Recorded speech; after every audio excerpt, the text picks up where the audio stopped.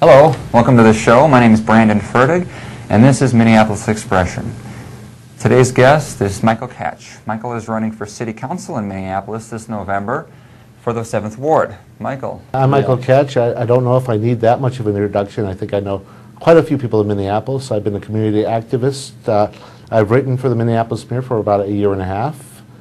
I've attended all kinds of city council meetings and all sorts of neighborhood meetings. I've been fairly outspoken, so if you've been around in Minneapolis, you probably see me. What's prompted the run for council? Well, it gets to the point where when you go to a public hearing, they give you 5 minutes to speak, if they give you that long. And I certainly like to speak longer and be more involved in the debate and what goes on in the city.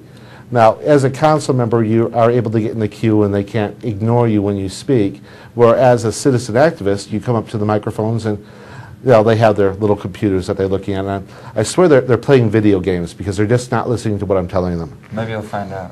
What sorts of issues have you been outspoken about? Well, I've been outspoken about budget issues mostly, city finance. I've been outspoken about the homeless problem. I've been outspoken about historic preservation. I've been around the block. There hasn't really been an issue that I haven't breached in City Council. I've been outspoken about overregulation, and I've really been outspoken about overregulation, especially with zoning and planning and in the Planning Commission. Are there, a lot of egregious things going on in all these different areas, or are you just a guy who's kind of nitpicky? Well, I'd like to think that the reason why we're not seeing the growth in jobs and the growth in business in Minneapolis is because our code of ordinance has become draconian, that we're making it harder and harder on entrepreneurs and the small businessmen to operate within our city. Could you give a couple of examples of that? We can start out with the new fire inspections that we're having done now for commercial properties.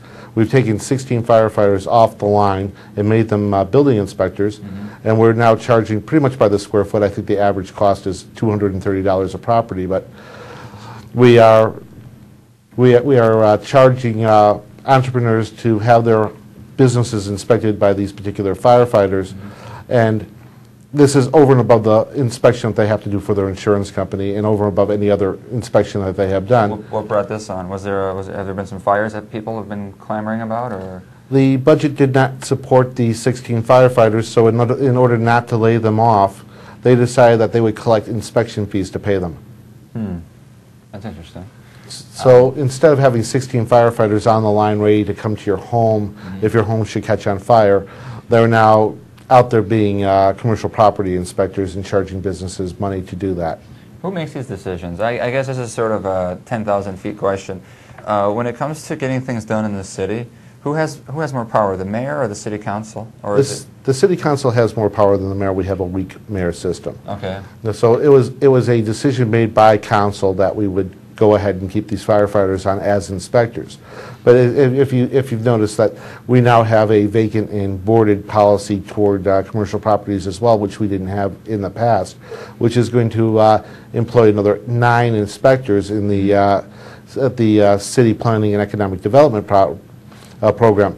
This is going to add an additional $619,000 of cost to the city budget, which they plan to get back in the form of permit fees and inspection. When you inspect a property, they're expecting to find violations, and they're planning on raising it in the way of violation fines. Throw us some carrots out there. Why, if you're elected city council person, what do you think are going to be some of the areas of development, the areas that will be improved because you're in the Ward 7 chair rather than the current council? I honestly think that we will see more entrepreneurship, more small businesses down Nicollet Mall, more specialty firms opening up, specialty shops opening up.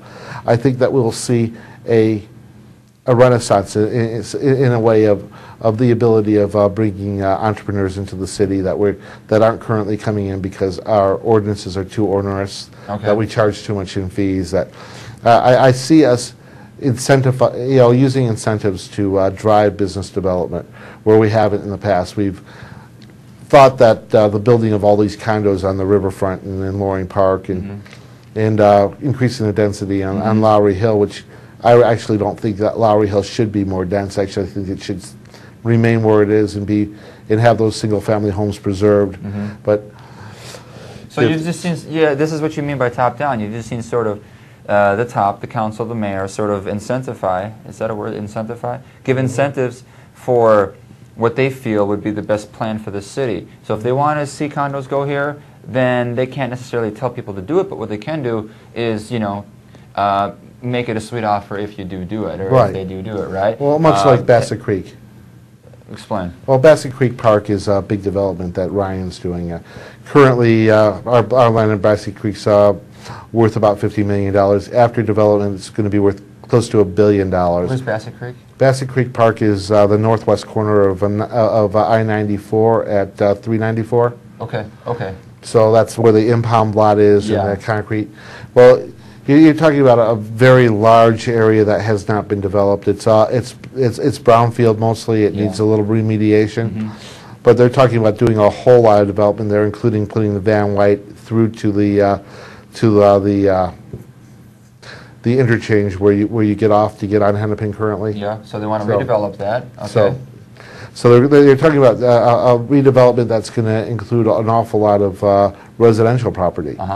Now, I don't see why we need another 1.5 million. Well, actually, was it 1.5 million square feet of residential real estate in that area? Okay.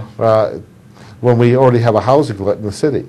You know, everything seems to have a residential component when you have probably one of the largest tracts of I-2 land that's left in the city. I-2? Industrial zoned, medium use. What's your background? Why have you been so involved in the city even before this run? Like you said, you've been an activist, someone who's paid close attention to city politics. Most people I talk to are involved, you know, they get real involved and real emotionally invested in the big issues, right? Oh, we shouldn't go invade Afghanistan, or, you know, oh, we need to do something about those prisoners in Guantanamo, or did you see the Dow Jones today?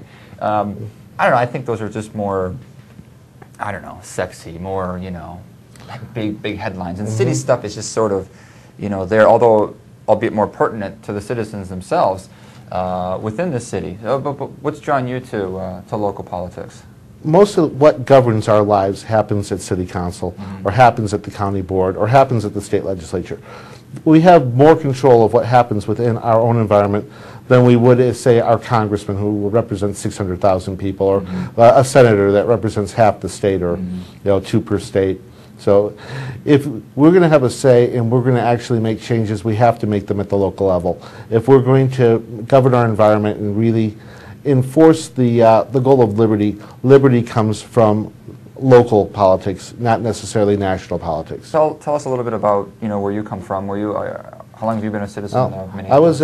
I came to Minneapolis as a member of the Minneapolis Grain Exchange in 1991, and I had been on the floor till roughly 2001. In 2001, well, pretty much all the volume and futures had gone to the computer, and most of us were trading online, and it didn't seem to be much of a reason to be involved in the trading floor anymore. As a matter of fact, the trading floor right now is closed. They closed it last winter, which was a terribly sad thing. And so you came to Minneapolis as a trader. Where are you from? I'm from Chicago. Okay. And what do you trade now, or are you involved? I still trade. The nice thing about being able to trade is that you have lots of time to go to city council meetings and get in council members' faces and get in the county commissioners' faces and actually get in front of those microphones and let them know what you think and what you feel. And how long were you in Minneapolis after 1991, where you started to say, hey, you know what, if they did this, this would be a little bit better, if they did that? Well, my wife had a cab company in town, and it was kind of a family business. So in 2000, I helped, actually, it was 2000, I helped write the omnibus transportation bill at the state capitol.